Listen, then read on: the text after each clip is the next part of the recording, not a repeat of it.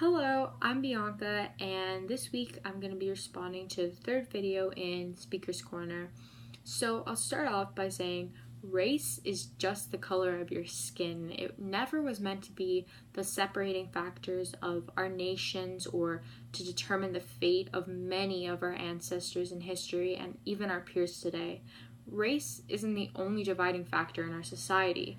The topic has become a serious issue over the past few decades because people have lost their self-confidence, their self-worth, their self-appreciation because they're judged so quickly. There's so many stereotypes that make people seem different, seem less than everyone else, and are the reason why people feel uncomfortable to show their true selves and truly embrace their uniqueness.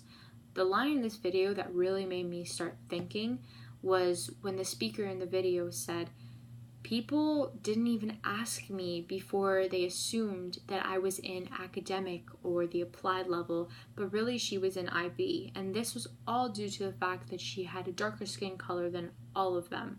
So according to stereotypes, apparently dark-skinned people were meant to be less intelligent than Caucasian people.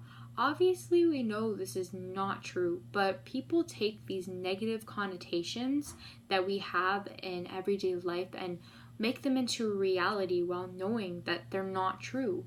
I can really relate to this issue on a personal level, and I really understand how the speaker in this video feels when people only look at her from face value and they don't even get a chance to talk to her or get to know her. When I came to Canada from the United States, I was always bogged down by the fact that firstly, I'm blonde, secondly, I'm a girl, and thirdly, I'm American. Apparently, blondes, girls, and Americans are completely outright dumb and stupid. Well, it took me a while to make people, even my own friends, believe I'm more than meets the eye, and I had the burden of having to prove myself more than everyone else did, just to be wanted in group projects or trusted on to do independent work. To lessen the toll stereotypes put on our society, I believe that we can take many actions, especially in the classroom where we see them more prominent. More than 2 decades of research on the issue validates the effects of this phenomenon on the academic performance of the stigmatized groups. So stereotype threat not only disrupts the daily focus among vulnerable groups, it can also sabotage a whole academic career for the long run.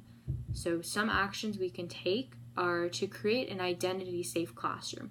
So this is really important because they're environments in which every student's identity is intentionally acknowledged and valued.